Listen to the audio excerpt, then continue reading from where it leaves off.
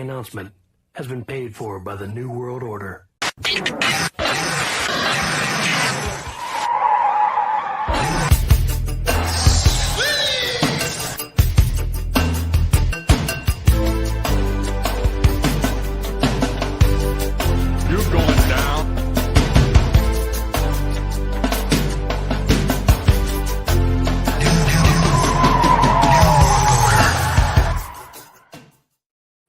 Ciao ragazzi! How's everyone doing this evening? A little special edition of Serie Sit Down. No Frank, no Alex tonight. It's just me. We're gonna do trying to do a new thing here. Match of the week, kind of rewatch the match of the weekend. Try to figure out what happened in that game. Obviously, the game of the week, the weekend, I should say, it was Milan Roma. What a game it was! Looked like a snooze fest for a good part of it, but all of a sudden it ended up, a draw on this one, and so. We're going to watch this game and see how things are going. And, of course, Anthony, of course I'm here. Of course. Good to have you on here, of course.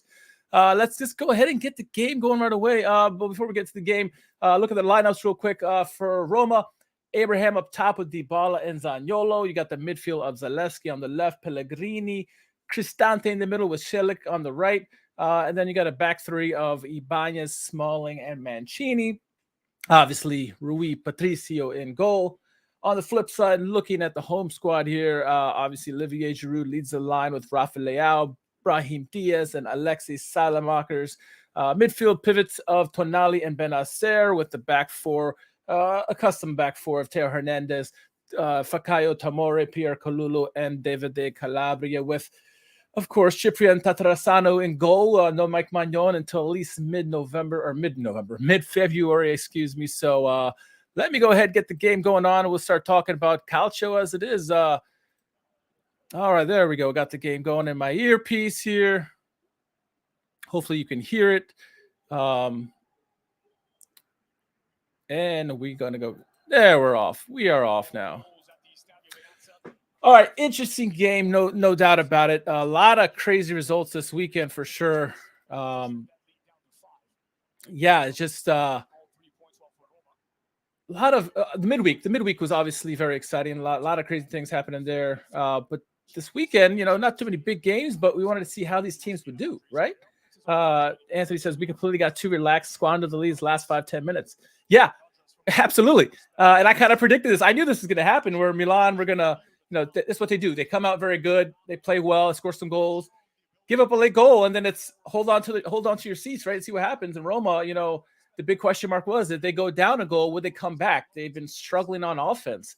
And many thought that, if they go down a goal early, they would not be able to come back. And this game had everything, right? While we're here in the first minute of the game here, as these teams try to feel each other their way around, look at some of the other results from this weekend. Fiorentina at home against Sassuolo, 2-1 victory there for Fiorentina. Juventus, mighty Juventus earned a Scudetto hunt once again. Oh my goodness. Oh, we all thought, including myself, that Juventus were dead and buried. No chance they're going to be in the Scudetto this year. We're all laughing at them, and they're laughing at us now, right? Max Allegri is laughing in second place, technically at the moment, tied with Milan. 5 points behind, 5-6 points behind Napoli at the moment. So don't look now. Woo! Allegri's got them humming. Monza continued to, turn out result after result. 2-2 draw against Inter squandering some points there. Cagliari celebrating like he was the old Milan days there. 2-2 in that game there. Salernitana Torino 1-1 results there. Lazio struggling again. Got a draw against Empoli 2-2. Spezia Lecce, no goals in that one there. Napoli found a way to get back on the win streak, I should say, after losing to Inter in the midweek. And then obviously the game we're looking at here tonight, it's rewatching Milan against Roma. And here, early on, first 2 minutes of the game, nice cross by Leao.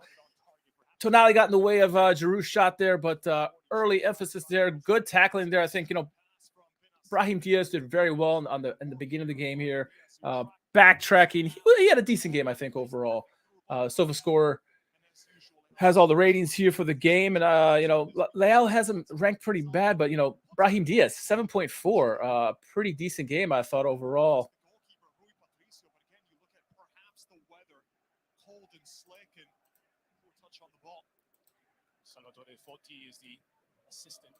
All right, here. A rainy game too. This game was, when I saw the rain, I thought this was going to be a low-scoring game, and it was anything but a low-scoring game, was it? Lukaku put up a sticker versus Monza. Yeah, again. Lula looks like Lululemon these days, right? If Inter do not renew his loan, Chelsea are going to find it difficult to find a buyer for services. Yeah, you would imagine, though, with Lukaku, if he does continue to struggle, Chelsea, if they want to offload him, they're going to have to drop that price significantly. Then the question is, do Inter even want him? You would think yes, right? Let him give it another year to kind of shake off the cobwebs and get back into shape. He was in his best shape of his life with Inter, so let's see what happens. It'd be interesting to see if Chelsea would do that. They obviously don't want to have his salary. They want him back. That's hopefully the thing with Inter we'll see there, but I don't know. It's a tough one, right? Drop the price if you're Chelsea, get rid of him. You keep him because you think maybe he'll get back. Inter, do you want him if he continues to struggle? I would think yes, especially bringing home the Scudetto 2 years ago. So we'll see. Lots of teams have lots of questions to ask. Will any of them be resolved this January? I don't know. It's been pretty quiet so far. I think Berezinski's the only one that I remember getting signed so far. I think going to Napoli as a backup to Di Lorenzo. Good move there. Berezinski, good player. We'll see if there's any moves that happen. Early free kick here for Roma in this one, and just in the 5th minute here.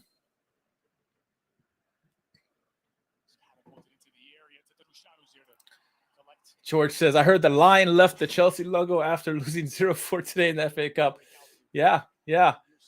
Another funny thing, I don't really normally talk about the Premier League, but I saw Wolverhampton play this weekend, and I don't remember which player it was, but the logo was upside down. Like, dude, you got one job, the kitman. You got one job to do, and you got the logo upside down for Wolverhampton. Come on now. But what are we going to do? Good to see you, George, tonight. Good to see you tonight. What we're seeing her early on in this Milan-Roma game here is pressing by Milan, causing uneasiness for Roma, turning it over. Here goes another turnover there. Cristante loses to Benacer. Benacer was a monster defensively, I thought, in this game. I don't care what anybody says. He is the most elusive player on Milan. Yes, Rafael is fantastic, but I think Benacer is the most elusive guy with the ball. And for Roma's side, good to see Zaniolo playing on the right there, and Dybala on the left. Good to have Dybala back if you're Roma. I mean, he is the best player, most talented player, I should say. Zaniolo, I know Zaniolo's got a lot of talent too, but Dybala has been the one who's proven it on the bigger stage more so than anybody else. And if Roma were going to get a result in this game, it would have came through Dybala, and Dybala had some good chances in this game. He got a nutmeg on Tamori that our friend Uncle Sharma posted a video on earlier, not too long ago. But yeah, with this rain, I thought for sure it's going to be a low-scoring game. And I get why, goals happen, the ball's wet.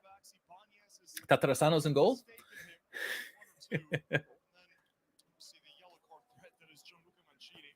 I will say this, the Curvas was really lively in this one here. So we'll try this match of the week rewatch here, see how this works. More chance to analyze the game for me, just to rewatch the game once again. And if you want to enjoy the game, so hopefully it's a good one, you get to watch it again. So, hear it. I guess you get to hear it with me. We try to watch, how Serie are just they think piracy is the biggest issue in the league and on the peninsula. And so we cannot show the video. I'd love to show the video. Hopefully you can hear the game in the background. They're all like Somali pirates, apparently. So right, throwing for your Milan here in the 8th minute.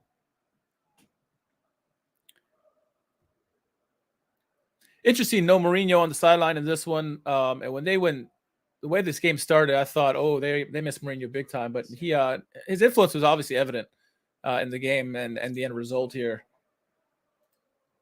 Pobega had a decent match, in my opinion. Glad to see him get his first Serie A goal for Milan. Yeah, no, I agree. When I saw a substitution come on and Pobega come on, for who he came on for. I was like, we'll see how this works. But, Brahim Diaz leaves. He comes on, scores a goal immediately, opens up his hips very well on the goal. Good to see him. Good for his confidence as well. I liked Frank early on, but he got a little weak there. I think Pioli overall kind of, as poor as Roma started this game, I thought Pioli finished his game poor with the tactics going, try to just put everything in the box, try to play 11 behind the ball, and didn't work. It didn't work. Didn't work against Salernitana. Didn't work against Roma. Roma, on the other hand, playing for the counterattack, and you didn't see you saw very few glimpses of the counterattack early on in this game. They finally started to get things going as the game progressed. Here we go early in the game. I remember this play where Cristante gets a yellow, or Selleck gets a yellow, and Cristante and a bunch of the guys are just furious at the play, and it's hard. Teo Hernandez gets down. A little bit of dive, probably, but Selleck had his hand all over him. It's a foul. I don't know if it's a yellow, but it certainly is a foul. So that's why kind of the Roma players are all upset about that. And you always got to be careful in the league, especially with the referees in Serie A. They don't like to be talked back to, right? They're going to pull the cards. We saw this a couple of times in the game where just you run your mouth and the referee's going to give you a yellow card.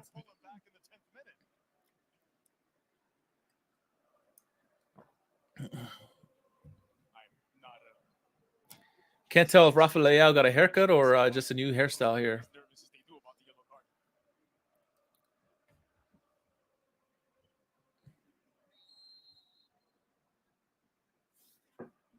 Roma played very compact in this one. Yeah, they had 3 central defenders in the back, but it's more like 5 defenders back there with obviously the wing backs, Zalewski and Selleck pushing back.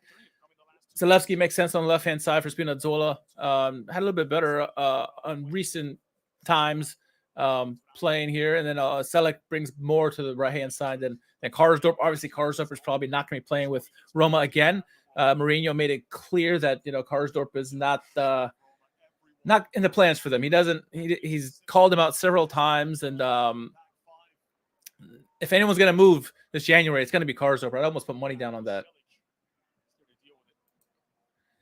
Pioli brought on CDK in the last 10 minutes. Looks like it was not the right move. I don't even know if it was CDK. I think it was going all out defensive.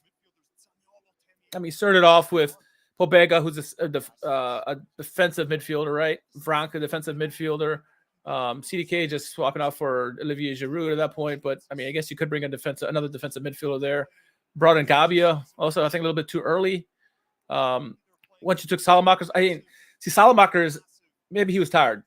I don't know. I can't speak on what his level was, but he brings back so much defensively. He's obviously much better going to back than he is going forward. And so you thought he would have stayed in the game as opposed to taking him out. But I don't know. Pioli's got to think about this. It's 2 games in a row now, at least in the new year, where they try to sit back on a big lead, and then it both times nearly hurt them really bad.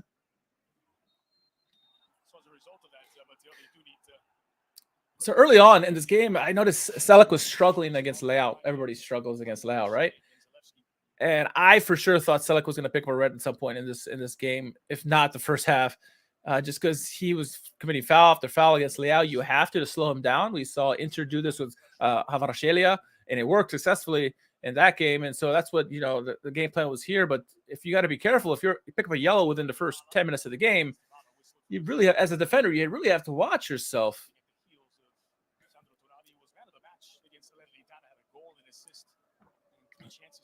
Roma very chatty early in the game when any foul that goes against them.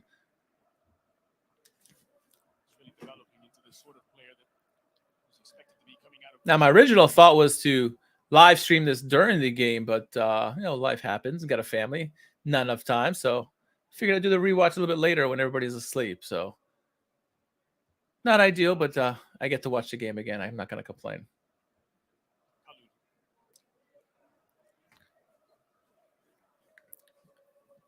Lots of possession for Milan early on. I didn't see the exact numbers of the possession, but Milan had so many passes in this game. They had more passes with like 20 minutes to go than they did all the last time they played. But yeah, good possession. I thought Kalulu had a very good game again. The small center back continues to be impressive. though the height difference, the issue, Roma are big players, both on the offensive side and defensive side. They're good on set pieces. It showed in the game that Milan struggled in that department, especially at the end of the game. Both goals coming off set pieces, right?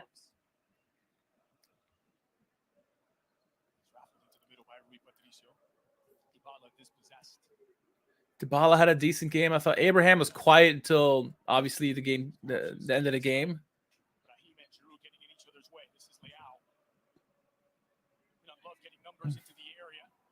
One of the 4 Rossoneri players to make their way in.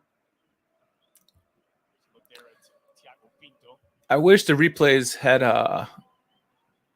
the live statistics during the game. That'd be pretty neat. I don't even know ESPN did that. But if you watch a replay, it'd be nice to show the stats as they're happening in the game. C'est la vie. What are you gonna do?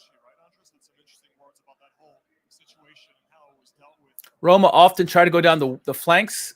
I noticed that Zalewski was a little bit better against Calabria, but Calabria was so good in this game.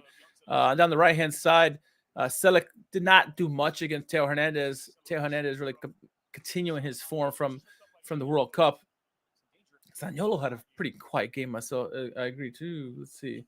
Memo Ochoa is fitting well for Salernitana. Yeah, he's a real good goalkeeper. He's been a good goalkeeper for the longest time. Good to see him in Serie A now. And yeah, if Salernitana are going to do anything this second half of the season, it's going to be through the goalkeeping exploits him. He's got, 11 saves in 2 games already? I mean, Milan probably should have scored 5-6 goals against Salernitana in the midweek. And Ochoa was just standing on his head. He always does this, right? He did this for Mexico. He did this in Monaco. Anywhere he played, this is pretty much his MO. And he's a really good goalkeeper. One of the highlights for me in the World Cup was watching Mexico against Poland, because you had Ochoa against Szczesny, 2 fantastic goalkeepers, both put on a goalkeeping display in that one. But yeah, good to have Ochoa here in the league. Nice flick by Tonali to Leao. Selic wasn't too bad. As much as he was flustered by Leao, when it came down to hunkering down in the box, that's when he kind of closed up shop. And when he got beat, Mancini was right there to clean him up. So, Leao kind of was held back a little bit. He did create, got an assist in this game, but wasn't as open as he probably would have wanted. And I only noticed this an hour ago or so, but I'm actually wearing a Roma Club DC shirt today, so maybe that's part of the bad luck for Milan, or the good luck for Roma, I should say. Did he realize I was wearing this today? Huh? Look at that.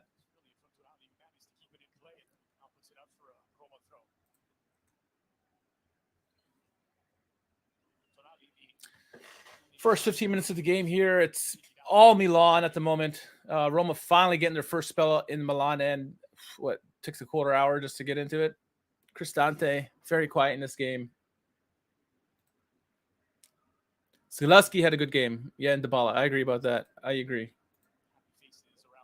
And normally you would think, when you're looking at Zalewski or Spinazzola, he's fantastic for the Azzurri. He's been fantastic for Roma, but as of late, he's been struggling some, and also with injury, I think a little bit too plays into that. And Zalewski's young, he's hungry, he's talented, and I think he had a good spell in the World Cup as well. So, why not let him continue his form? Let him develop. The best way for a player to develop is on the pitch, right? Oh, good move by Teo Hernandez on Zaniolo, just to go easily by him.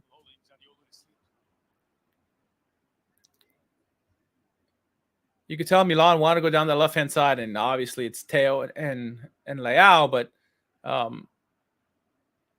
what's nice is that they're not married to that one system. A lot of teams, when they have multiple facets to their game, the more dangerous they are.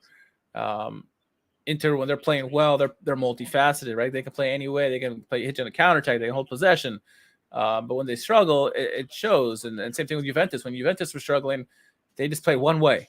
And they still kind of play the one way, but they're just so much better defensively now than they were at the beginning of the season.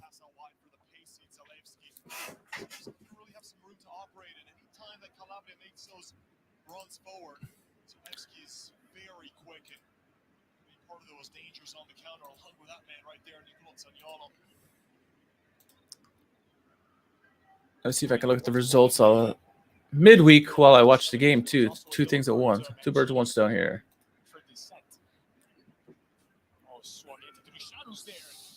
Oh. Ibanez, I know Mancini's good in the air. I know Smalling's good in the air. I forget how good Ibanez is. He's that third man in that defense that he can still get up there. And obviously on his goal, he did very well. But decent height to him, good jumping ability. And early on in the first 20 minutes there, getting in Tatarusano's face.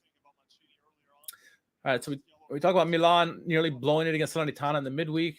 Sampdoria getting a win against Sassuolo. I did not see that. We all got that wrong, I think, in that one. Stankovic doing a really good job for Sampdoria up until the Napoli matchup, right? Spezia with this a big surprise. Came out 2-0 on Atalanta. Atalanta just crawl and scratch their way back. 2-2 in that game. Hellas and Torino, we thought that game would be tight, and it was. Lecce upsetting us all, the UK boys letting us know we got that wrong, and we did. We own up to it. Lecce won 2-1 against Lazio.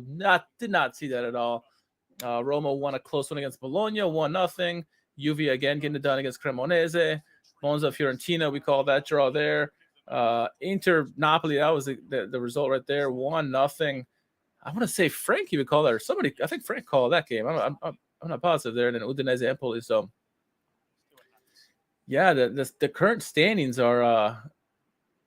It's getting tight. Napoli's up top with 44 points. Juve and Milan 37 points. Inter 3 points behind them on fourth, and then you got Lazio, Roma, Atalanta in the top 7 for the European spots. Udinese just 3 points behind Atalanta. Fiorentina just outside there, with Torino and Bologna following suit. And Lecce, look at this. Lecce are 12th position at the moment. They are on 19 points. I think if they can get to close to 35, they might be safe. What other new boys? We got Monza are 1 point behind them, but they're only down 15th. And then Cremonese. Cremonese is struggling at the moment, doing a little bit better than Hellas and just behind Sampdoria. So it's a crazy result at the moment. Crazy. Long way to go. Lorenzo Colombo is developing. Yeah. He's been playing very well, getting some nice goals and assists for Lecce there. Lecce's been really improving well as well. As much possession as Milan had in this game so far, the back three has really held it together, or the back five, I guess you could say, with Selic and Zalewski. They're bending but not breaking. Use Colombo for next season. Yeah, no, they should. I mean, Zlatan is in debate whether he's going to come back. I don't know if I heard a definitive yes or no. Giroud's obviously going to stay. I think he signed another 2-year deal, maybe, or expected to sign a 2-year deal renewal.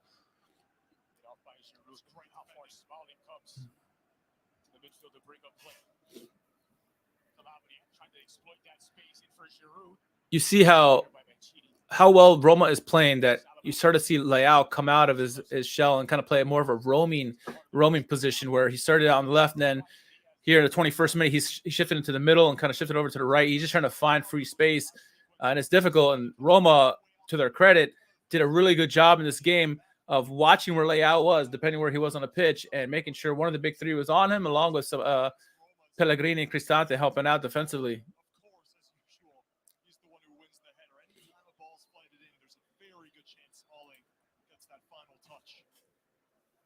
Now we're sitting here in the January window, looking at both these clubs. I mean, if you're Milan, your number one target's got to be a goalkeeper, right? I think Sportiello is a name I keep hearing with Milan and goalkeepers. Defensively, I think they're okay. Maybe another. Well, you got Dest in the right wing, right back, midfield. Probably maybe an attacker. But again, yeah, Colombo you could probably bring back next year. I really don't see much. I mean, the big thing for Milan is renewing Benacer, which I think they just confirmed that they are going to get another 3 years out of him. And then the rumor is Leao is going to confirm getting 5 years at $7 million a year. That's going to be huge for Milan if they keep him.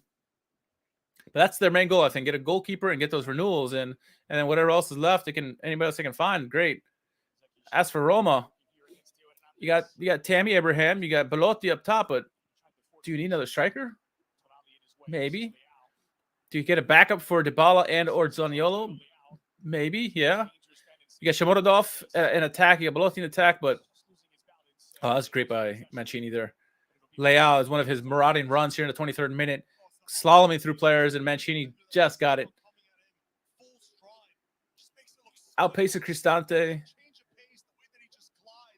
Nutmegs Mancini, but then Mancini does well to clear it out. But yeah, they got a lot of attacking options. They can't feed the ball. And Abraham's been struggling this year. It's a lot of his confidence, right? On the CBS Galasso show, they were talking about how Inzaghi, when he was struggling, he would just bring someone from the youth team and build his confidence on a weak defender, right? And maybe Abraham needs to do that. He's in the games, but just the finishing is lacking. And I remember on the show they said that had he been on Napoli, he'd had like 15 goals in this season. I was like, I don't agree with that. I don't agree with that. Because you need the confidence to score goals. And he's been in the right spots. He's just not finishing it. So if he was with Napoli, it's the same situation, right? Granted, they're winning. Maybe he has more confidence. Who knows? But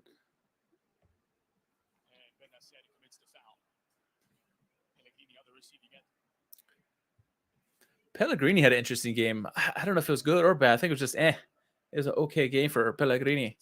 Set piece wise, he did great, right? Obviously, the main reason for those 2 goals is because of his set piece ability there at the end of the game. But for the most part of the game, I mean, most of the Roman players were fairly quiet. And then the last 10 minutes or so, people started piping up. Good substitutions there by Roma at the end of the game.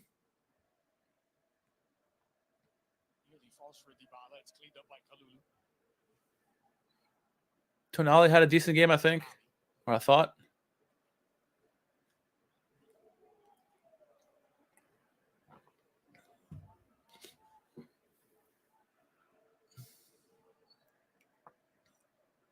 And you're watching this Roma game, watching this Roma team, and they're clearly setting up for the counterattack. But they had no opportunities for the counterattack. And at some point, you need to change those tactics. And clearly they did at the end of the game. Milan helped with that. But you need to be a little bit more aggressive. They're not pressing whatsoever. The only time they really press is when the ball off a goal kicks where they do a press to get the Tatarasano to turn it over, and that didn't really work for them. That's really the only kind of pressing you saw from them.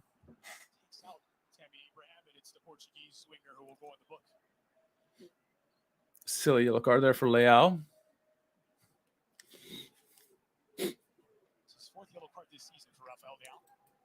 Curious what you guys thought about the refereeing in this game. I thought it was fine.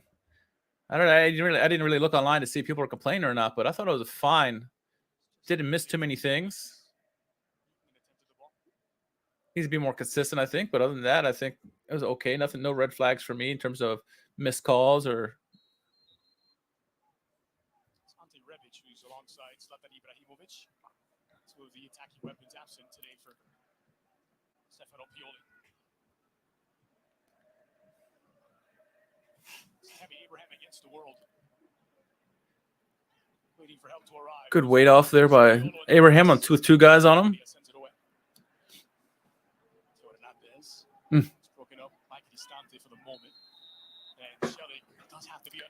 There goes Celik again. See, at this point, he had probably 3rd or 4th foul on Leao already with a yellow. I thought he was going to get a red card here.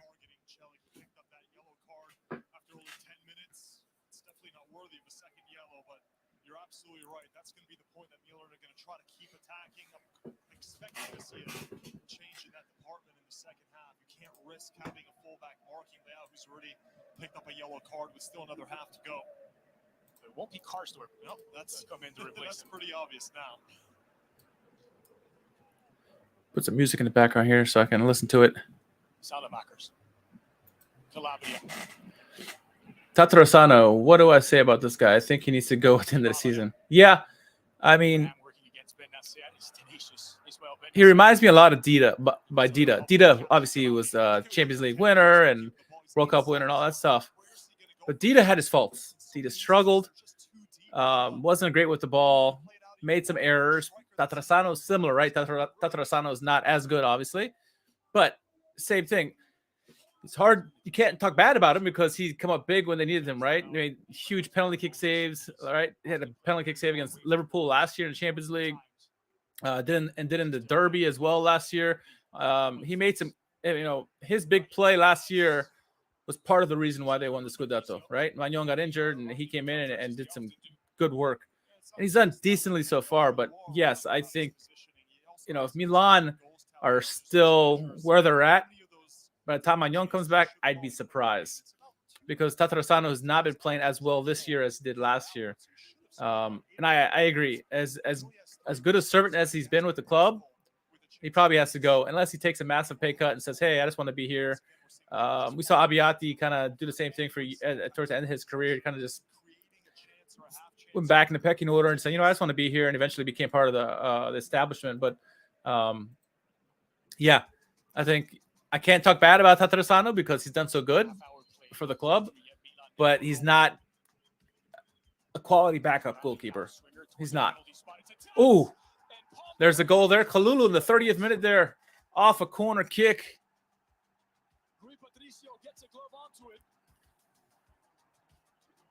Now, when this goal first happened, I saw the player go down in the box, and I'm thinking, and I see Cristante complaining, and I'm thinking, this has got to be coming back.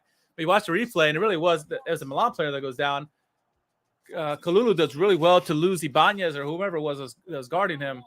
Good header on the ball, and Rui Patricio saw it late, got a hand on it, and it went in. Let's hear the replay here. Tonali to Kalulu, and Brahim did well not to touch the ball too because it could have been offside had he touched the ball. So good for Diaz not touching the ball there. Yeah, Ibanez completely losing his mark on Kalulu. You saw Terry Hernandez go down, and that's what everybody was looking at. Yeah, good goal by Kalulu. Yeah, I agree. Tonali has a great delivery there. A lot of great deliveries in this game. But that one by Tonali was a really good one. And Kalulu coming up big again. Little man seems to get the end of these balls on set pieces. He's not the tallest guy, but he'll get the header goal. He'll get the rebound, whatever. He's in the box. First goal since March for Pierre Kalulu, who gets his third Serie A goal. And maybe some of that is because he is naturally a right back player, and so he's used to coming up on the play and attacking and getting in the box. So, 1-0 early at this point, and I saw the 1-0 score line. I said, okay, Milan needs a second goal, and it's over. I don't see Roma coming back. I was wrong, clearly. Pioli was too, right? Has to be better set piece defending from Roma. Typically, it's Roma who are one of the best goals through set pieces. Yeah, they have the highest percentage of goals from dead ball situations in all of Serie A. Milan, the most. I remember watching this game earlier this afternoon, and I thought when Zaniolo came out, because he came out so early in this game, something like 60th minute or 55th minute or something like that, and I'm thinking, why did they take him off? It doesn't make any sense. But now rewatching this, he was non-existent, honestly. Yeah, you see him when the camera's on him. But when he has the ball, he did nothing. Often he gives up the ball really quickly and then goes away. You don't see him running at defenders like you saw with Dybala and Tammy Abraham. Really quiet from Zaniolo. I don't know if it's injury or what. Kyle says, I thought Benacer was really good. Yeah, Benacer, I thought had a really good game. Again, he's just so elusive with the ball. And if the rumors are true that he did get a 5-year or 3-year extension with Milan, that's a fantastic deal by Milan, especially at the, I'm sure it's under 6 million euros a season. I mean, he's such a good player. He tackles really well. He's good on the ball. He has good vision. Gets a shot off when you need to. And he's a good player. So, Magic Mike, I heard, last I heard, it's supposed to be against Spurs in Champions League. Yeah, it's around that time. It's supposed to be around mid-February, and Champions League kicks back off in Valentine's Day, I believe. So, he should be back around then. When I saw him play for France, I said, oh, no, he's going to pick up another injury in this World Cup, and there it is. Sure enough, he did. Sometimes these guys, they want to play with their club so much, and they rush it back, and then they get injured. Brozovic, right? Brozovic comes back from injury, plays really well for Croatia in the World Cup, and then gets re-injured again. And Alex Dono said on the last podcast, Inter are used to not playing with Brozovic, right? I think Milan are used to not playing with Magnon, but who would you rather lose both players, Brozovic and Magnon, are such key players for the teams.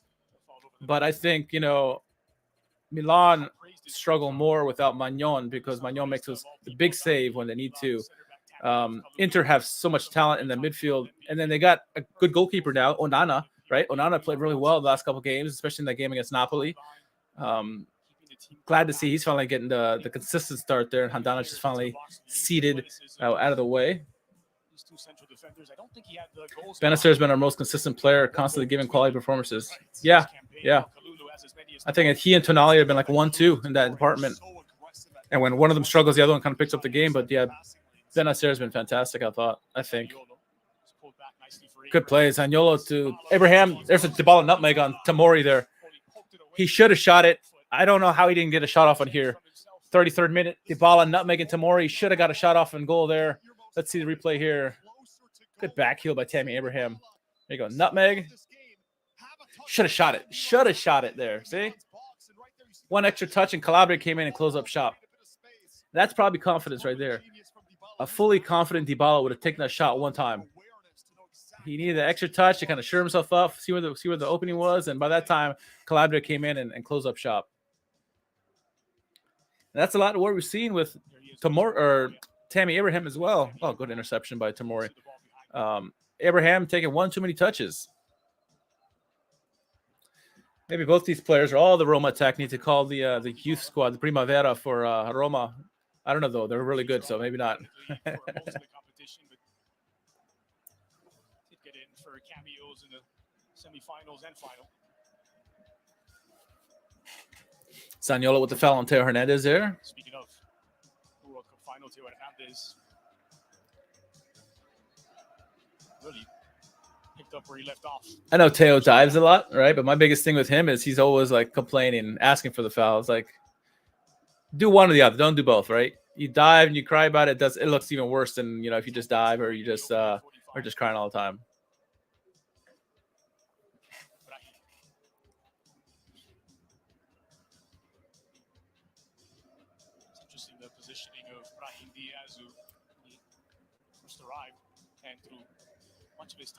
It's interesting to shift defensively with Milan when they have the ball. Benacer drops back into that back four, as does Alexis Salamakers. Davide Calabria pushes up in front of Salamakers there in a more attacking role to link up with Olivier Giroud and Brahim Diaz.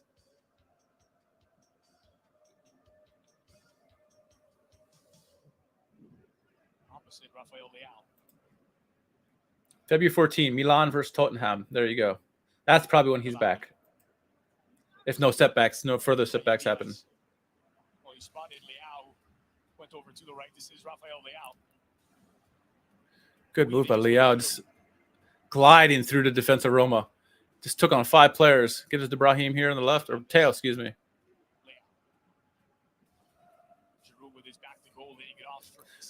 I thought Olivier Giroud was rather quiet in this game. Very similar to the game in the World Cup finals against Argentina.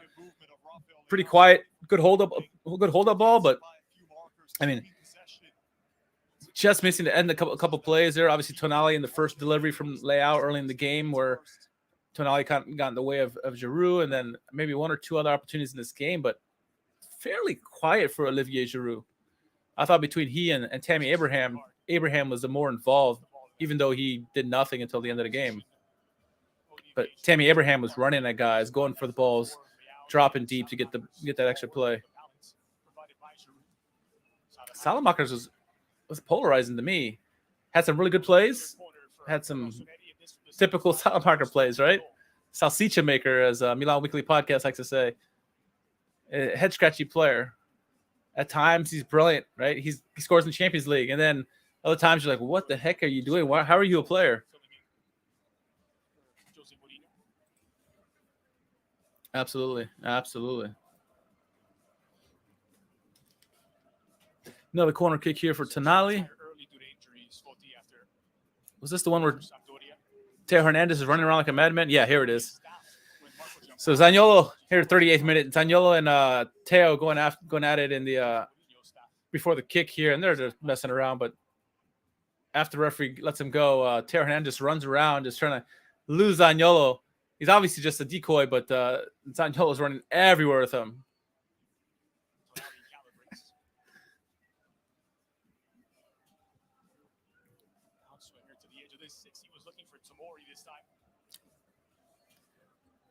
Got to say, I mean, even with this big defenders here for Roma, Tammy Abraham does really well defensively. Obviously, last game had the goal line clearance. A fantastic, probably play the match week, I should say, the midday. With that goal line clearance, ooh, Kalulu again almost scoring a goal.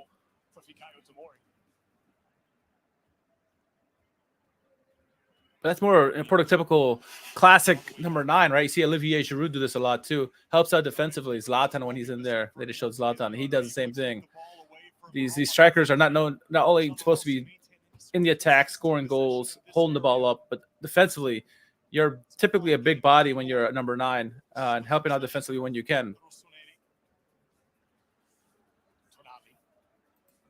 Salamakers was meh. Yeah. He's a frustrating player to watch. I think as a fan of him, or a fan of Milan, or not a fan of Milan, I think this is a head-scratching player.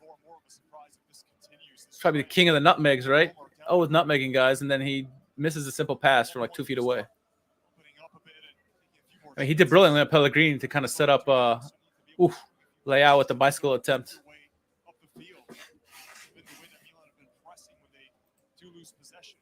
Classic Allegri ball helps Juventus win once again. Yeah, Juve are just marching their way up here. I mean, they're going to be in it to the end. They are going to be in it till the end.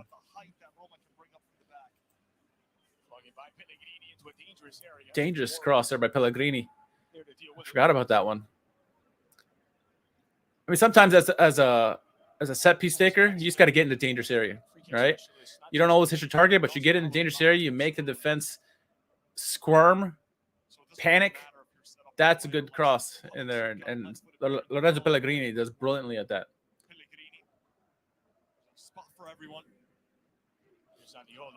Yeah, Juventus, man, just marching off result after result. Let's see if I can look at their entire schedule here.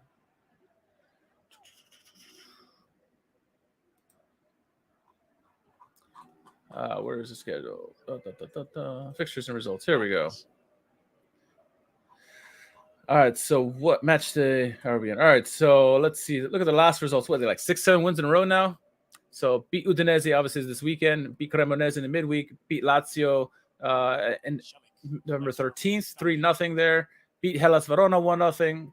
Beat Inter 2-0, and Allegri ball there was brilliant. Played well against PSG in the group stage before they got eliminated. Beating Lecce. Yeah, in the league, they just been Allegri ball's been doing it, and they've had how many shutouts now in a row in the league? One. Ooh, Zalewski almost scores there. 1, 2, 3, 4, 5, 6, 7. The last time Juventus gave up a goal, you got to go back to October 8th against Milan. They lost 2-0 at the San Siro. October 8th. That's many months ago. Since then, they've gone 1, 2, 3, 4, 5, 6, 7, 8 games now. Shutouts. Big test on Friday. Absolutely going to be the game of the weekend is Napoli against Juventus on Friday. That's the game of the weekend. That's going to be our rewatch next week. A lot on the line there. 1 versus 2. Best defense in Juventus against the best attack in Napoli. Something's got to give. I don't even know what to think about that game right now. I mean, both teams are fairly healthy. Obviously, Napoli a lot more healthier than Juventus, but Allegri ball is humming right now. I don't think they're going to get a shutout. I don't think Juventus can get a shutout. Doesn't mean they can't win or get a result.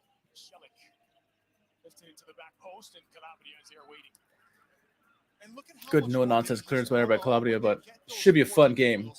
Kyle says that Napoli-Juve game next week really is massive. Yeah, you feel it, even though we're not halfway through the season. I know it's big. It's big for Juventus. It's big for Napoli. It's big for everyone around Milan, Inter, Lazio, Roma. I mean, Napoli win, they're just continuing on this fantastic surge of the season.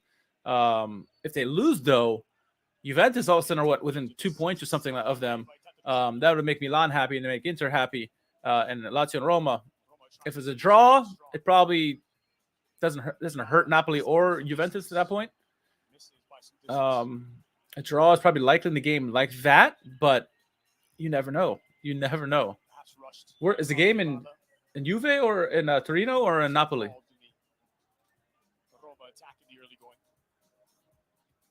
Yeah, I can almost guarantee that the treatment Kvaratskhelia got against Inter, you'll see that with Juventus. You may see a Weston McKennie in that game. He's a physical midfielder. Paredes, if he's healthy.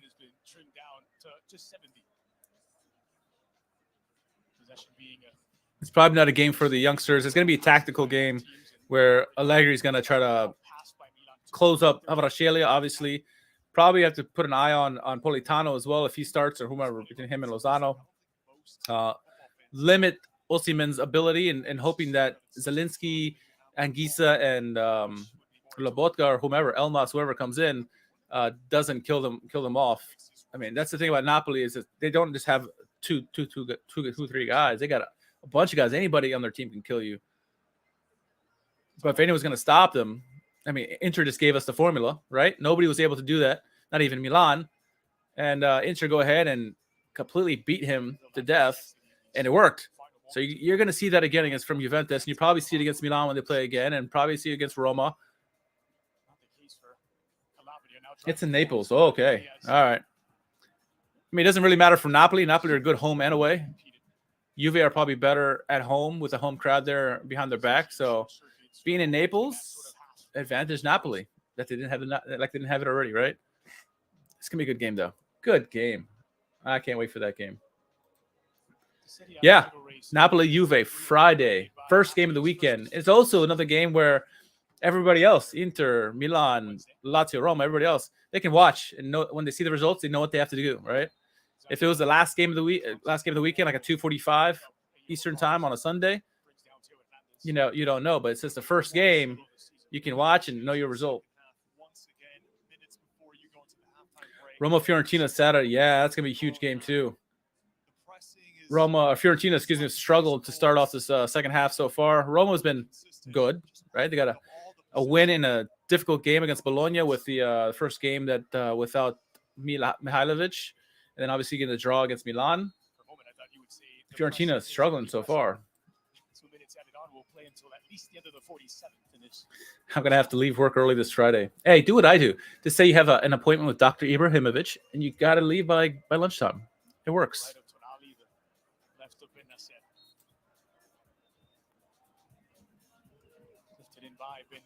I might have to call out Friday, too. Or leave early, at least. All right, 2 minutes of stoppage time here. 2 minutes of stoppage time.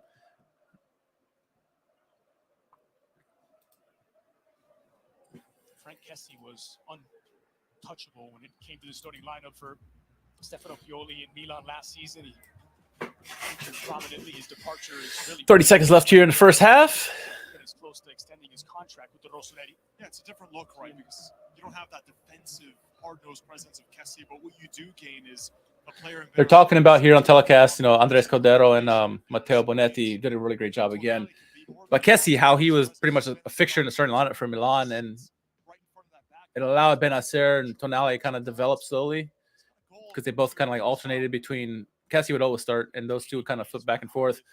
Now both Tonali and Benacer got a lot more playing time, and they're taking advantage of it. They're making it theirs. I mean, Pobega and anybody else who wants to come in that midfield, they're going to have to earn it. And they're just going to be cleanup work until next season maybe or whatever. Probably for a long time, honestly.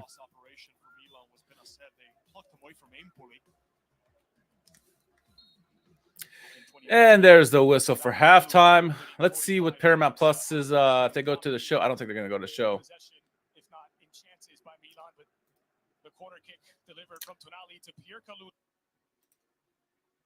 It is Milan. They kick off the second half, moving from left to right. Oh, there it goes, second half. All right, that was quick. I was going to take a break, but why not? Let's just get right through this. I didn't even change the scoreline. I didn't even see that. One thing I noticed on the CBS goal show halftime, one thing I didn't agree with, I would say, is that they're talking about the game, right? It was 1-0 at that point, and though I agree that at that point that I thought Roma had no chance of coming back because they provide nothing going forward. Poppy Miller, who's really great, really great host, she was asking like, well, what does Roma got to do? And everybody else is like, we can't do anything. This is Roma. This is what you got. And I disagree with that. Like, doesn't matter who you are. You can change your tactics to find a way to get back into the game. Yes, it's not working so far, but there's plenty you can do. And if I was Roma in this situation, start the press. There's no press in that first half whatsoever.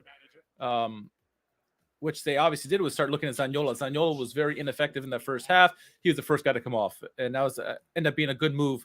While I was confused watching the game live, it makes sense now rewatching it because Zaniolo was really quiet in this game, and he had to be the first guy to come off. They were not creating anything. Tammy Abraham was dropping deep, trying to get the ball. Dybala, when he gets the ball, he was trying to do some things, but you really didn't see much of Zaniolo. So you got to press the ball, get some key substitutions in there. And they kind of, when the ball comes, you press early on, and when Milan's in their own zone, drop back, and then once they make that key pass in your own zone, you bring the press back up again, and really try to shift your defense to help out with the midfield there. Try to just throw Milan off, because if you keep showing them the same thing over and over again, nothing's going to happen. Nothing's going to change, right? So there's lots for Roma they could have done in that half. See, here goes the press there already. And that's something we didn't see yet in the first half, is that when Tatarusano got the ball, immediate press by Roma. They didn't do that in the first half. And that's what the kind of things you can do as a team that's struggling in the first half. So that's a long way of saying I did not agree with the commentary there, but Roma obviously don't care what any of us think. They do what they got to do. What a ball that was from Benasser. That's the other risk. You get a few more bodies forward, suddenly you're susceptible to this counter-attack, and we know that through Benasser and Tonali, there's a lot of players that can play these long balls, but that is Milan. Say what you want about Calabria, but he's been pretty good. Is he always the best? Is he the best right back in the league? No. But when he's on, he is almost a shutdown right back. Consistency is the thing that lacks with Calabria, I think, because when he's on, he's on. But when he's off, he's off. I mean, he struggled mightily in the Champions League games against, Salzburg and everybody else. And even in the league, he struggled one-on-one sometimes. And Teo Hernandez has gotten really good defensively. So they got a really shut down defensive unit. But, I mean, if you're a Milan fan, which, I am, you have to be happy with Calabria back there. He's been fantastic. I'm glad Florenzi's not playing. He's not the answer. Serginho Dest had a really good World Cup, I thought. He's not the answer.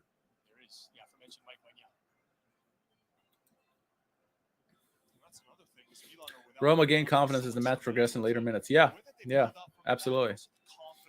And Milan did themselves no favor by sitting back and inviting Roma into their end. Issue with him is that it seems like he's re-aggravated that calf injury that has kept him out for the last 4 months, and now they're targeting mid-February, maybe that Tottenham-Milan game in the Champions League. That's the last I read. Got the records here from both teams coming into this game. Milan 11-3-2 in third place, and Roma 9-3-4 in sixth place. Another draw for both these teams. I think position-wise, Milan certainly didn't change. Let me see if Roma changed at all. Let's get my table going here. Roma's still in sixth, so yeah, nobody gained anything of that, considering all the other results of the weekend.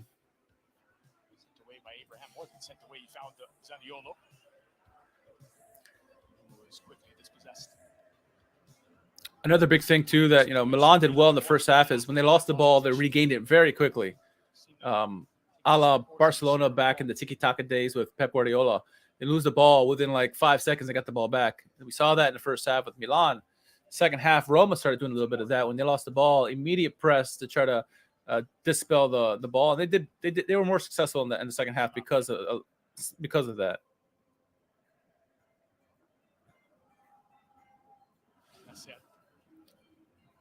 Dropped in for Rafael Leao this time. Good aggressiveness by the wingbacks too. When the balls are on the long switches, you saw both Selick and Zalewski. As soon as that ball's released, they press up on their guy and try to force a turnover. You don't want the attacking guy to have all the time in the world to kind of catch that ball and do whatever he wants. You want him to panic. And Selick and Zalewski so far have done really well this first 5 minutes of the second half. Anthony says, even though I was disappointed with the way the team handled the last minutes, I had to remind myself that this is still mostly a young squad. Yeah, one of the youngest in the league, and this game is a teachable moment for these guys. Yeah, it's better than a loss, right? It's better than a loss. And you knew this game was going to end in a draw as soon as Drake Cordero said, well, guys, let's not forget what Lazio, they lost to, they were 2-0 up on Napoli, and Napoli scored the last, 10 minutes of the game, 5 minutes of the game. You're like, oh, well, there you go. This is jinx. It's going to happen here. And sure enough, like within minutes, maybe within a minute, Roma scored. Slumming his way through and trying to do it all by himself. They have been at times accused of being too reliant on individualities. It's funny the comment about individuality and Roma. Dybala, as fantastic as he is at times, when he gets frustrated with his teammates, he tries to do everything. And there he went for 1-on-2 against both Tomori and Benacer, or Tonali, excuse me, and did not work out for him. In that final third, in an area where they can take a few touches and actually try to create something on goal. Diaz, lovely first touch away from Pellegrini. Does it off for Olivier Giroud. He didn't hear the footsteps, but so strong on the ball. The shot from distance, it's awkward for Rui Patricio. Good save by Patricio there, and cleared away. Is always a threat. Yeah, that's the most dangerous ball for a goalkeeper to deal with. The one that I gotta say, Roma did really well with Teo Hernandez on the attacks. There's very few times that he came up. He just had a shot there from distance in the 52nd minute, but for the most part, did not do much offensively. Maybe he was being pinned back by Dybala and Zaniolo, but yeah, it wasn't Teo's typical offensive output that we usually see. Like Roma that do have the ball tend to have it in their own half. Passes between the defenders. You see a lot of touches for the three center backs. It's been the exact opposite today for the trio of Mancini, Spalding, and Patricia could have done better with that save. Game low 7 touches. As could have Ciprian Tatarasano on the game tying goal. As a goalkeeper, you never want to save it and push it back right in front of you. That's where the rebounds happen. That's where the goals happen.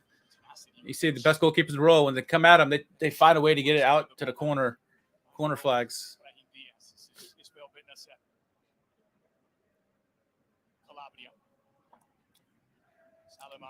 Calabria, Salamakers. Good play by Salamakers. Calabria crosses in. Giroud. Ooh. There's the other attempt. That's probably Giroud's second attempt of the game at this point. Right at the goalkeeper. Brahim Diaz gets a shot off in this game too, where it's right at the goalkeeper. I mean, if you want to beat a goalkeeper, one post to the other, right? Not down the middle. Success rate for the goalkeeper is going to go up through the roof, right in the middle.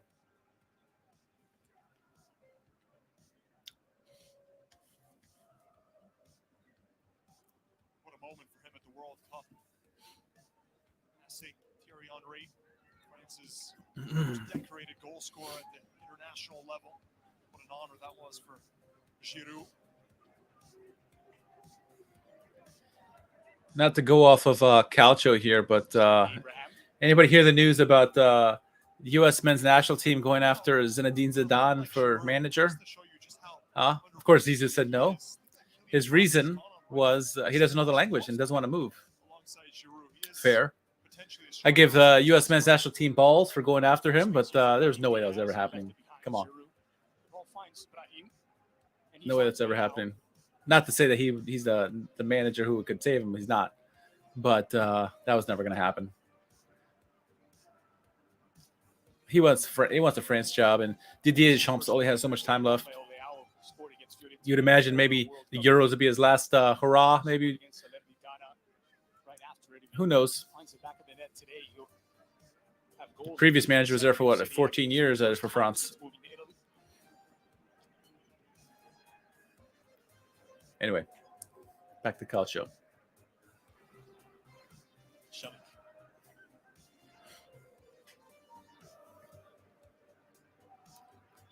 And if I was Roma, looking in the midfield, they got some good depth players, but I don't know if they have any. Like Pellegrini is fantastic in the middle. He needs someone alongside him who's equally as good. Cristante is not. Matic is not. I don't know they have anybody that is even close to being. Granted, Pellegrini is a fantastic player, but Roma's midfield could really dominate more if they got a better midfielder to go alongside him. I don't even know if there's anybody on their bench that could really fit that bill. Let's see. Pull up the Roma squad here. All right, midfielders. Cristante, Matic, Kamara. Eventually, Kamara, I think, can fit the bill. He's not there yet. Wijnaldum, when he's healthy, yes. But I don't even know when he's going to come back. And will he be back the same guy? Bove is a guy with a lot of potential. He's shown well when he's played. Tahirovic, same thing. We've had glimpses of him. He's done well. Volpato, same thing. He played more left back. Cherubini, Faticanti. So a lot of youngsters with potential, but outside of Wijnaldum, there's no one like who can fit the bill right now. Like I said, Kamara's probably the closest, and I think he's not ready yet to fill that role. He might be more of an attacking midfielder, honestly. But I think goal, they're fine. Defensively, they're fine. Probably need some depth, for when Ibanez, who is going to miss the next game now, and so is Mancini. I think Mancini and Ibanez both miss their next game against Fiorentina. That's huge, because who else going to put in there? Vigna, probably Vigna. Kumbulo's back there. So there's some depth, I guess, a little bit. The way Milan have played, surely now starting to get a little bit. Yeah, it'll be interesting to see what Roma do this January window, if anything. Like I said, it's hardly put a foot wrong. Sisteo Hernandez flying forward. He's grounded by Shelling. Just got on the live stream. Roma's midfield, Gini probably. Yeah, good to have you on, Apex. I think Gini is the only one who can fit the bill at the moment to play equally alongside Luca Pellegrini. Lorenzo Pellegrini, excuse me. Too many Pellegrinis. But he's injured. He won't be back till next season? I don't even know what his time recovery was. Originally it was 8-9 months away. And that kind of injury, you want to nurse it. But outside of that, I don't know, man. You heard about Zidane laugh because he did not want him as the next coach. Yeah, the federation is the problem for the U.S. men's national team. That is the big issue. The whole shit show going on now with Berhalter, who I'm not a fan of. I think Berhalter should go, but what the Reina family's been doing to him, it's been an interesting saga. This is very much like a Serie Berlusconi type drama we have here with the U.S. men's national team. Roma getting a lot more possession now. Good play by Zalewski to hold the ball. 1-on-2. Oh, nearly nutmegs. Calabria doing his job, though.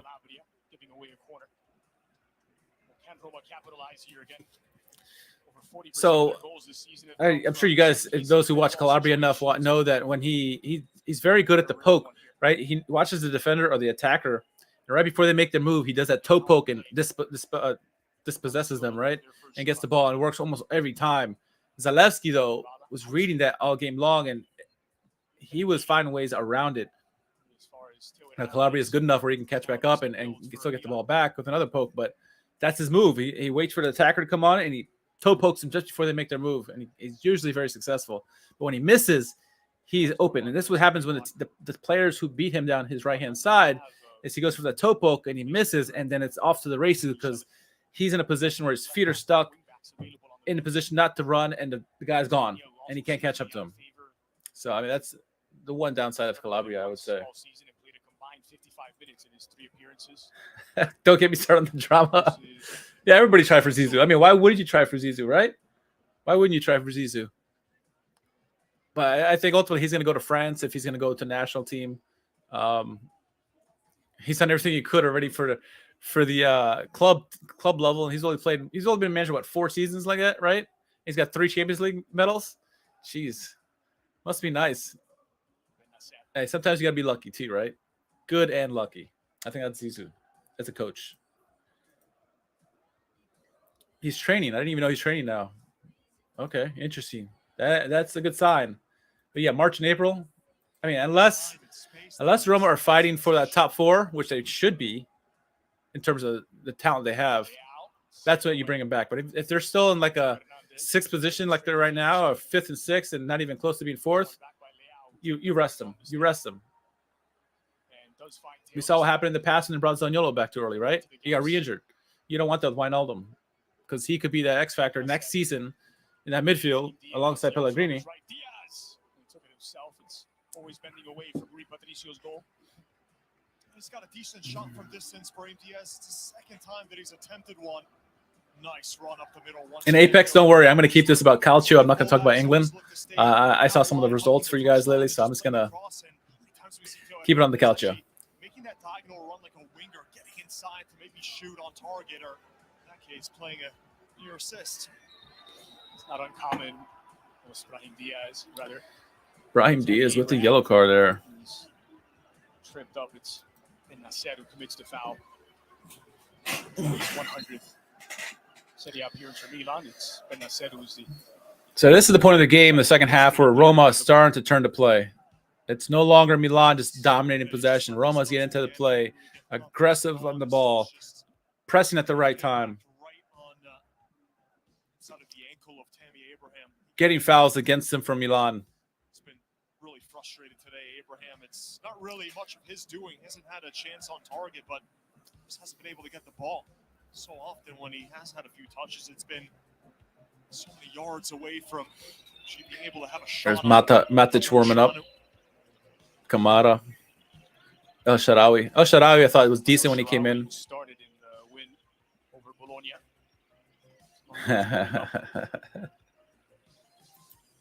Manja Matic. We also saw Matty Kamara. Pull up statistics for this game. Nothing else, maybe to get Lorenzo Pellegrini a little closer to goal. I give Serie props for updating their website. We got a new website too, by the way. It's still in the works. So don't judge us. But Serie updated their website, and I don't know if it's improved it. Aesthetically, it looks better, but I think it's less effective than it was before previously. My opinion. Let's see here. Roma, Milan. All right. Yes, I know Davide Massa was the referee. There we go. Statistics. There we go. That's what I want. From a corner kick turned in by Kalulu 30 minutes in. This is Tammy Abraham now. He just drifted offside. Time is at 63. All right, about to see our first substitutions here. Zaniolo and Cristante coming off for Matic and Tahirovic. Yeah, Calabria and Kalulu were the ones who just made that run forward, spotting the run of Abraham and moving in sync as a unit. Tomori loves it. Gives them the standing ovation. It's a great understanding that Tomori and Kalulu have built. I think that Kalulu was brought over from Lyon's youth system with hardly any experience. I'm curious to hear how the Romanisi, obviously they like the result, right? But how they view their players, how they played in this one, compared to how I saw it as a Milan supporter. There you go with the press again. Half of Milan's Scudetto winning season last year. And part of the best defense, the least amount of goals conceded. So how about that for your first year? Smalling's been doing a good job too in the second half about pressing up to the midfield line to intercept the balls that are in the air and winning majority of them. He will. He's a big guy, right? But subtle shifts. If the guy who's leading the line and the pressing is Dybala, well, Abraham drops back to kind of, be there if the ball's turned over. Good intercept there. Ibanez to Tammy there. Good play. 1-0 is Tomori. Cleared by Kalulu.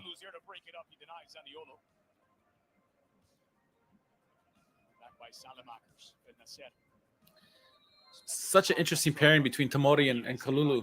Tomori takes more of the high risks and will clean up things. Kalulu is just no nonsense, shuts things down, doesn't really take opportunities or take risks. He's just so good.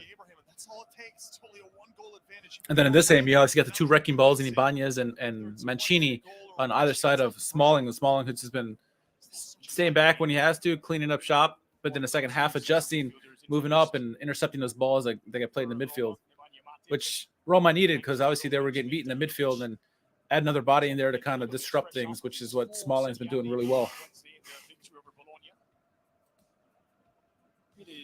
Roma needs to have to be happy with how the team fought back after the disappointing first half. I agree, Anthony. They should be. He was in from the start on Wednesday in that 1-0 victory.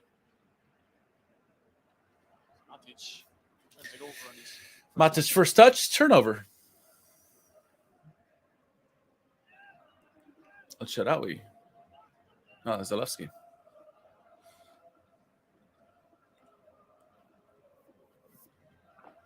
son of Bosnian immigrants, Nahidovic. I meant to take a break at halftime, but I decided not to. Power through it, and now I got my drink is running low, so I might have to get a beer here in a second.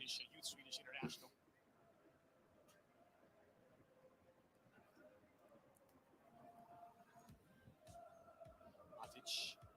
Another turnover by Matic there. Yeah, good play by Brahim Diaz to Leao. Back to Teo.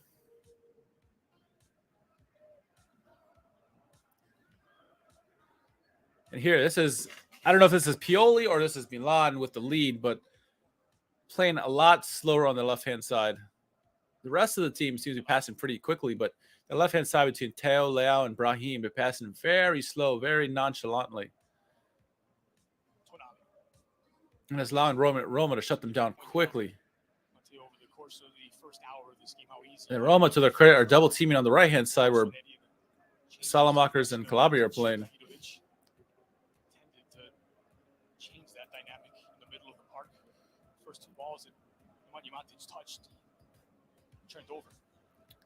It's interesting with the transition here when Zaniolo coming out, who was playing attack and was playing up top. There was a three-man press at the start of the second half. Matic come in, dropped into that midfield. Now it's Dybala and Abraham at the top doing the press.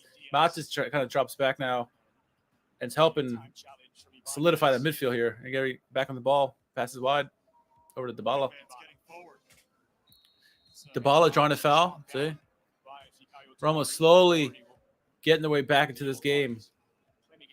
Culminated into what, the 80th minute or whatever it was to get that goal.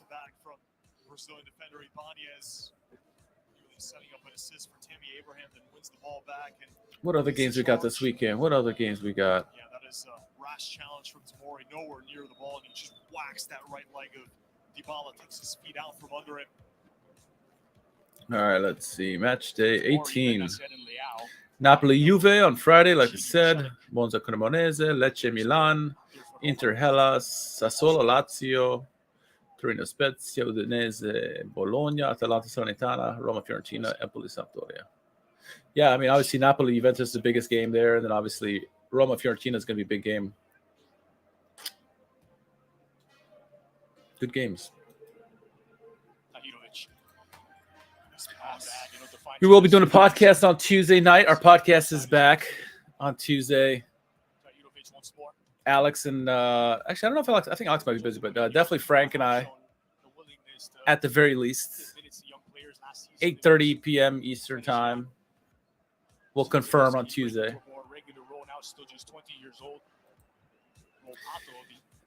Anthony says, I noticed how Pioli switched to a three-man midfield when Pobega came on. Yeah. And it did not help things, I don't think. I mean, obviously the goal happened. Coppa Italia is midweek. Oh, nice. Coppa Italia is back in our lives again.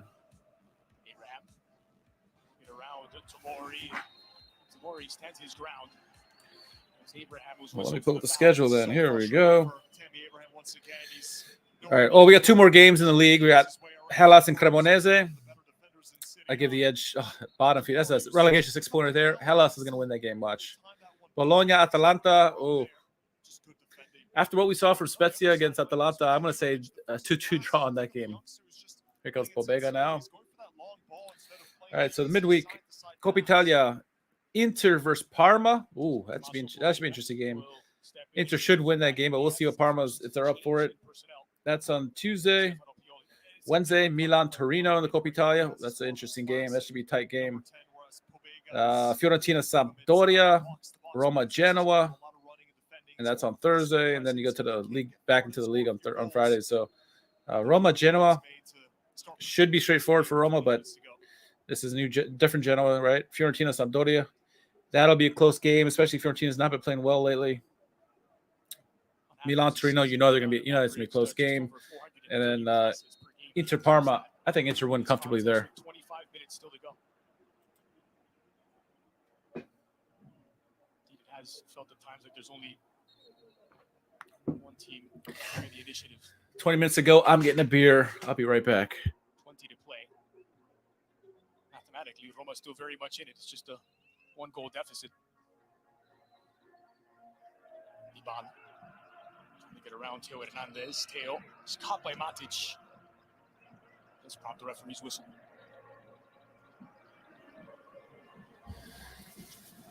All right. Recent success against Roma. Milan won the last 3 against the Giallorossi. Trying to make it 4 in a row for the first time since the first it tastes so good. As soon as it touches your lip. In the end of the 80s, the start of the 90s. Won 5 in a row against Roma. This is Pobega, instant impact. Salamakers.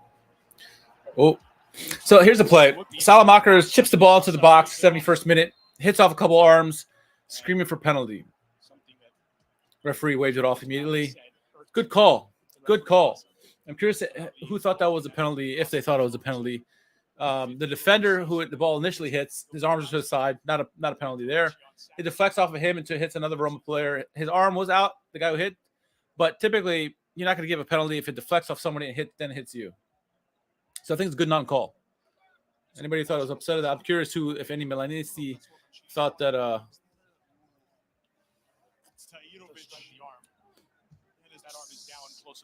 I'm curious if any Milanisti think that was a penalty against either Ibanez or Tahirovic. I don't think it was. Ooh, Tonali misses the next match. I never caught that. Watch what the youngster Tahirovic can do there. So it's the 4th yellow shown to Milan players. Tomori Bünte Leao. Now Tonali. Oh, it's that push off there, yeah. Great job by the director there showing all the fouls. There was a push off on Benacer that probably could have been given as a foul. Yeah. It's another yellow coming out for. And then this is the play that Massa gave like 55 yellows out because he gave it to the Milan bench, the Roma bench, gave it to, I think, Benacer, gave it to Tonali, gave it to a Roma player. Okay, good call. Okay, you thought it was a good call? All right. I think it's all the assistants who got the yellow cards. It wasn't like Pioli or the manager for Roma, the backup manager.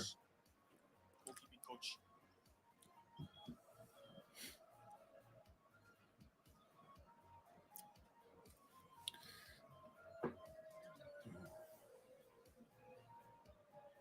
Pioli, Milan lining up another substitution.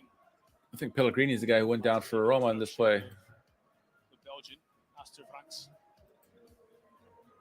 Yep, Pellegrini.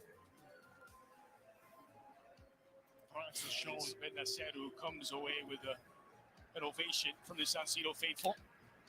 And one that Franks comes in. I think he had a good first touch. He made a nice move and set up a pass to Pobega or Leao that led to the goal, I think. Yeah, I think this is where the goal happened, I think, honestly. Starting Milan's attack. Such a smart player with great awareness when he's in possession. And young player, Aster Franks coming in, who's had some flashes, the limited minutes that he's gotten so far with Milan this season. Another one of these young players that Milan have found from the Bundesliga. They've plucked away a few. The other one is Cha, the center back, who's gotten a start. I don't think I know Pellegrini didn't come off. Got 2 assists at the end of the game. The reporter to be believed, the next time we see Benacer, he'll have committed his future to Milan through 2027 with a significant pay raise. Current deal expires in 2024. Well, there you go. It's supposed to be reported any day now that Benacer extended 3 years through 2027. Or 4 years, whatever it is. There goes Rock. Nice move there. Beautiful pass to Salamakers. Oh, just too far. Just too far. But beautiful move, though, to escape the defender there. Yeah, the idea was right there from box. That was his first touch, and right away he takes a quick touch to the outside. Had the pass been better, could have been a nice breakaway there. A good counter there by Salamakers, but pass just a little long. Roma did a good job of frustrating Milan players and forcing Vranks to give up a free kick in a dangerous position. Yeah. From Wolfsburg with an option to make that loan permanent at the end of the season. He's played now his 6th appearance all off the bench. For a total of just over half of football. He's played a combined 55 minutes in Serie. Quarter of an hour left in this one. At 1-0, I wasn't sure. I wasn't comfortable with that scoreline because at this point, obviously, Roma's playing a lot better now. While they're not getting any quality opportunities, they didn't get any shot on goal until the 80 whatever minute when they scored. But 1-0. Back in the day, 2-0 league is the worst league in football. But for this Milan team, you need to get 2 goals at least. We see what happens, right? We saw what happens to Salernitana. So what happened in this game. All right, here's a counterattack. Milan played better on the counterattack than did. All right, here we go. Here's the goal. Leao finds Pobega backdoor, opens his hips. Boom! What a goal! What a goal! What a counter! It might have been Vranks who led the counterattack, if not Tonali. Agreed. Great counterattack. Great finish there by Pobega.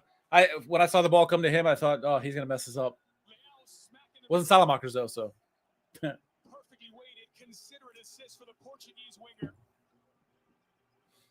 And it's Pobega's first Rossoneri goal in Serie A. So Vranks made the pass to Leao. Leao with a nice cut and move. Finds Pobega. Good finish. This is the risk you run. You leave yourself open to Rafa Leao, the counterattack, who makes the right pass across that. And you got to give Leao credit for making the right pass. Young players who start becoming the player, right? They tend to be all about them. You saw a lot of Mbappe do that. Now, granted, Mbappe can back it up. But they'll go for the play themselves instead of passing it up. And Leao has done that in the past at times. But that was the correct play right there. Found a wide open Pobega. Now that Pobega put that away, he's going to be looking at him more often. So at this point, 2-0, I thought game's over. Game over. Roma's been playing better, but Milan's got 2 goals. Roma's had no shots on goal on point in the first 70 minutes. I said, game's over. No chance Roma wins or draws or anything, comes back. Leao always tries to find a way to make his presence known in the match even when he doesn't score. Yep. I mean, the game clincher against Swallow last year for the title. 3 assists. Probably could have had a couple more. 4 assists. He almost should have had 4 assists.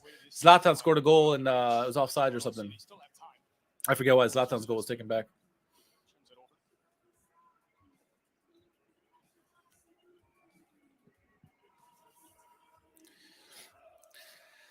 I wonder why El Shaarawy stopped doing his little Egyptian mohawk thing that he used to do when he was at Milan. Oh, good back heel there again by Abraham. Dybala's shot blocked. Here you go. Roma coming right back after that goal. Good hold up by Matic there.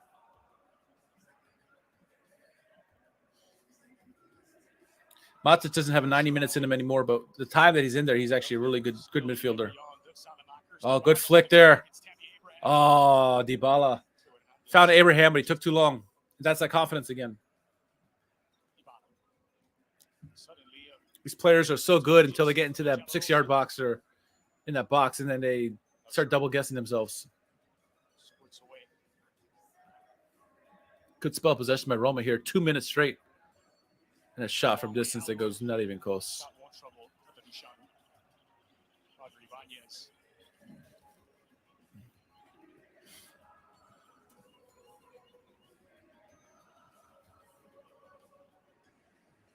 $80 minutes in, no shots on target.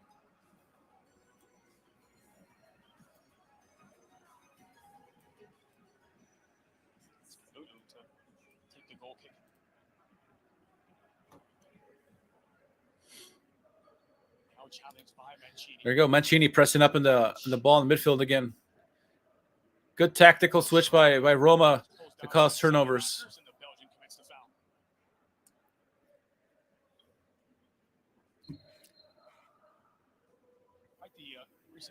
influx into Milan, rival of Frank's, Divock Origi, Salamakers was already there. Is that the foul by Vronks there to lead up to the goal here in the 80th minute? I don't remember what that goal was scored. 10 left to play in San Siro. Swinger in box. Nope. Tatarusanu got that. Easy for Tatarusanu. Goal comes in the 87th minute. All right. Really have to make a save. 8 shots from Roma and none were on target.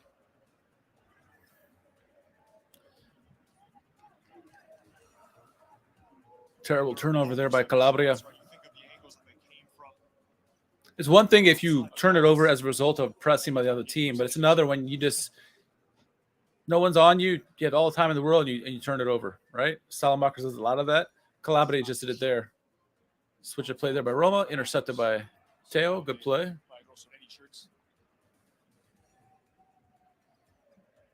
Calabria, Salamakers, good pass in between. Oh, Giroud, good pass. Teo on the right-hand side. Drew a nice foul there on Ibanez. Yellow card, misses next game. Dangerous spot coming up for Milan. Just in search of a third. Willingness from Teo Hernandez. This time, making a cameo as an inverted winger. Mancini was already going to miss the next match due to accumulation of yellow cards. He'll also be without Roger Ibanez now when they take on Fiorentina on Sunday next week. And when you have players like Teo and Rafael Leao that can run at you and get by their first man, so often that's what creates those. How many yellow cards did Massa give out in this game? A lot. 1, 2, 3, 4, 5, 6, 7, 8, 9, 10. He got 10 yellows. It doesn't even include the yellows he gave to the assistant coaches. Probably give out like 15 yellow cards in this game.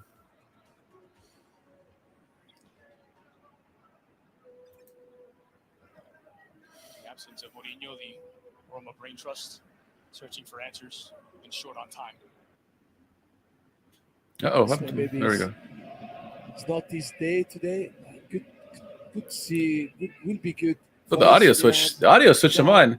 I lost Ray Cordero. Like this. Wait on Friday night for the big match and watch from the sofa. Juventus playing Napoli. No foul on Pobega. I got Hendricks. I got Kendrick. Patrick Kendrick on the call now. To do and the Via del Mare against Lecce, having seen that result between How do I hide that? Napoli and Can't hide Juventus. this. The one thing you sense they won't want is a Napoli win. Any other I lost Ray Cordero, Matt, and Matteo Bonetti somehow. on the league leaders. Now I got Patrick Kendrick and somebody else. To make it 9 Ah, well. straight victories. It's all right. What we've seen in the past from Allegri's teams. Pellegrini Kendrick calls a good goal. Goal celebration. driving forward. Dybala, good cut in there. Pellegrini. Zalewski. It's a cross for El Shaarawy. Calabria had to stretch. Roma still trying, but Milan now deciding to bring on not only Gambia, but also Charles de Ketelare. So Giroud makes way for the Belgian. And I expect to see the number 2. Here's the insertion of Charles de Ketelare and Gabia, and I thought this was the bad move. At least bringing Gabia in. It wasn't as... I thought it was earlier that he brought Gabia in, but it wasn't that early, I guess, was it? Putting my reputation on the line here, Manuel Pascali. And after all that, it is Salamakers. Slap on the wrist for me. I think he's going maybe to play with the 3 at the back. You know what? I remember this early game that they changed the announcers. I didn't even, and I never caught it. Because the Ketelare showed I remember that comment there by the announcer positive. where he didn't think it was Salamakers coming off. He thought it was someone else. We sometimes forget he's only So Salamakers came off for Gabia. I thought that was an incorrect call. Maybe for Giroud would have been a good idea. And maybe like you said, Anthony, maybe you don't bring on Salamakers at that point. You bring on somebody else in the midfield. I don't know if Bakayoko is healthy yet. Throw in here for Roma here in the 85th minute. Goals coming here soon. Got to watch this. Forgot how this happened. Kalulu to Pobega. Leao with a turnover there. Bad turnover there by Leao. Won't turn 22 until March. Matic, good play in. Ooh, good play by Tatarusanu. Yes, and you can feel even the supporters being out because Tatarusanu, It's not easy to replace Michael Magnan, but he's doing a great job. Here they come again. That was more like Michael Jordan than Mike Maignan from Tatarusciano. Abraham's went for too many back heel flicks in this one. Hits the corner. Couple times it's fine, but like every play, Be careful, like, calm down now. 4 minutes to go plus at the time. Play with 5 at the back will avoid maybe Roma to have more room to build up from the back. And if they find a score soon, maybe another game will start in the last. Milan certainly playing with 5 at the back now with Kalulu, Tomori, Gabbia, Teo, and Calabria. All right, here's a cross here by Luca Pellegrini from the corner kick. Lorenzo Pellegrini, excuse me. Ibanez. Was it Tonali or Tomori who didn't mark him? Completely open. What a goal there by Ibanez. I wasn't even looking at the scores. Look at this. Hey, updated my scores.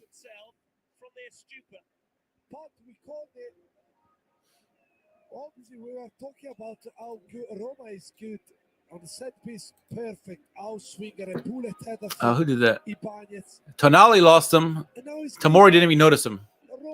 Poor defending. Doing anything. I mean, Tomori just got beat in the air. But Tonali completely let his guy. That was Tonali's guy and completely let him go by himself. Ibanez goes in there and scores a goal. 2-1. This is when I was worried. We saw this at Salernitana. Same thing happened. Salernitana scored late on. Didn't really have another big chance after that. In fact, Milan could have gone on and scored a third or then perhaps a fourth goal. When does this goal come? I know it came in stoppage time here. The game winner or game tying goal.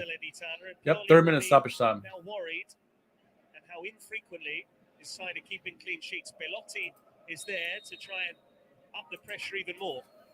Yes, because the problem, I think Roma were not creating anything. Is Milan now Pioli decided to bring an extra defender.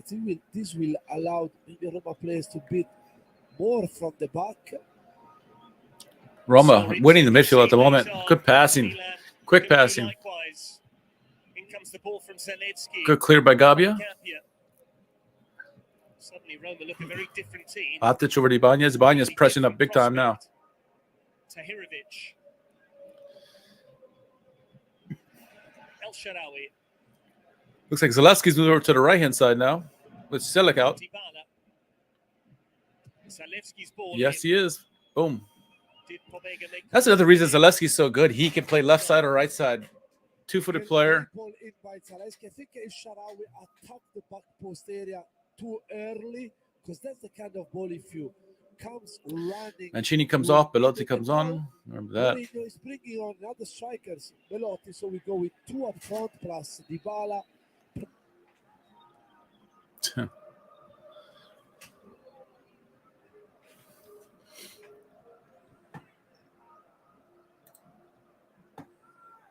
Our apologies for the technical difficulties.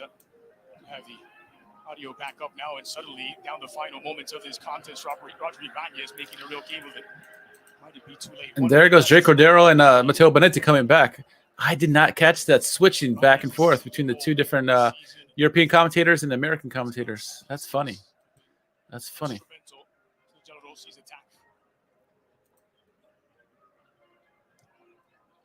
Kalulu, good hold up play by Kalulu. So Kalulu in the 30th minute. Pobega in the 76th would make it 2-0. Quick throw by Milan, turnover. Foul against De Catalare. Silly foul there. Silly throw-in. It's a great header from Roger Ibanez, rising high, thundering right past the hands of the Romanian keeper.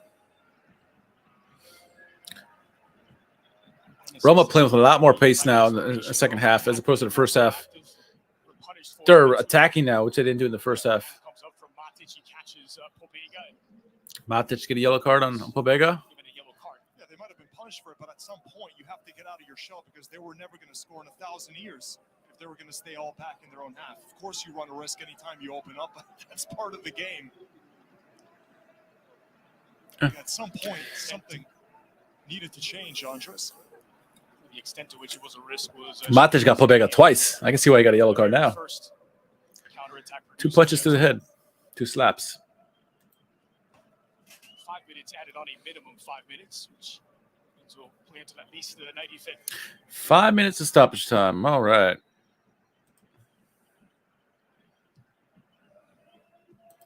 Quite far enough for Pellegrini.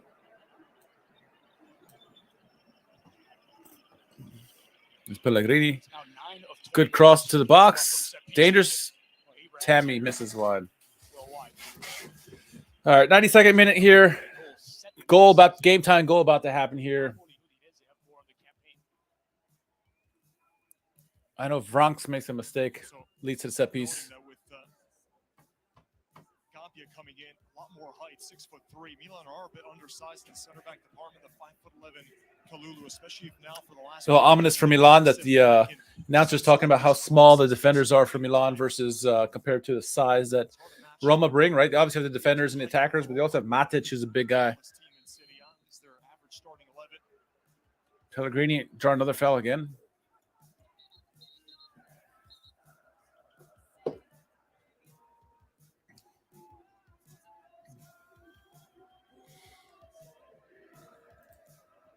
Good job by Napoli to get the 2 goals and the 3 points. Yeah. Stankovic has made Sampdoria play very tough lately. They don't always get the results, but they've been playing a lot better under Stankovic, for sure. All right, quick throw in here for Roma here. 93rd minute. Should see a goal here. There you go, Vronks. Stupid foul there. There's that foul. You called it, Anthony. The ball is on the line. You let that go. The player's not going to beat you. I mean, Dybala's not going to beat you. Like, what are you doing? You're young. The Catalani does this as well. Too eager, wants to make an impact defensively, and then that happens. All right, here's Pellegrini. Ominous commentating there by De Cordero. Did he know?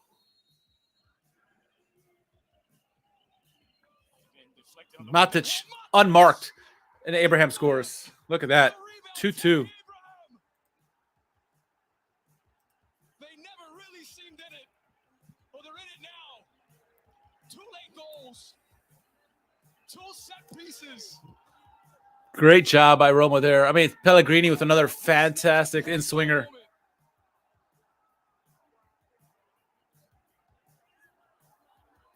Pioli could do nothing but smile.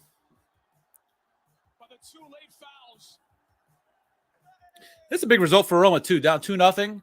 Come back and draw Milan at Milan. Oh, the play got deflected. Did not catch that. Whoever was in front of Pellegrini deflected it. It is what it is.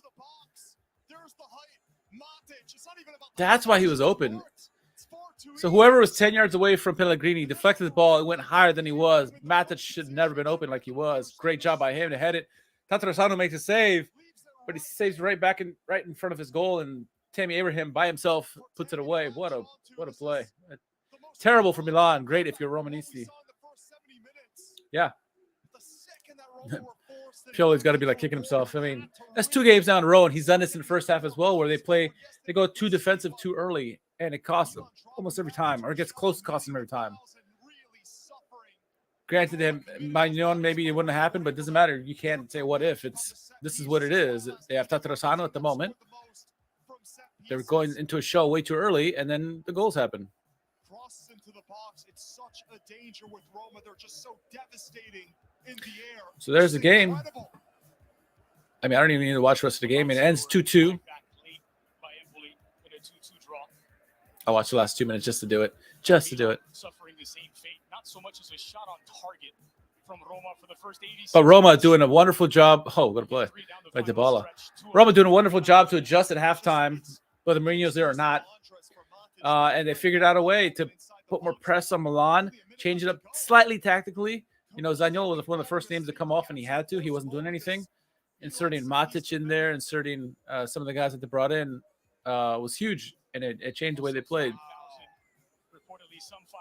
And Milan, to their discredit, Pioli not getting it right. Roma hit the nail on the head with their substitutions, and Milan didn't. Right? Good game, though. 2-2 overall. were to happen, Waiting for this last whistle here. this could be a crucial match because Milan with 3 points. And that's the whistle there. That's the whistle. Game, set, match.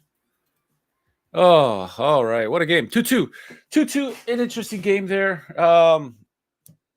Yeah, it was entertaining. Like I said, Milan dominated that game for the first, 87 minutes of that game.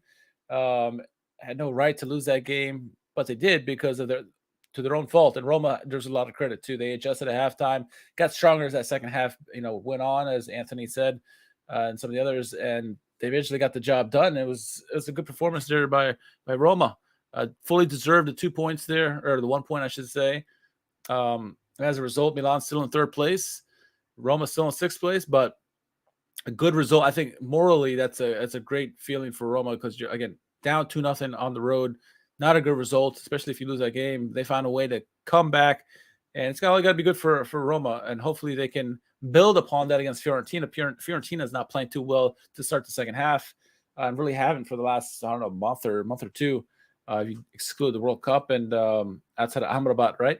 And so it should be interesting to see how they come against Fiorentina. If they can build upon that and get some goals, and maybe Abraham can finally get off the shelf here after the goal at the end of the game there.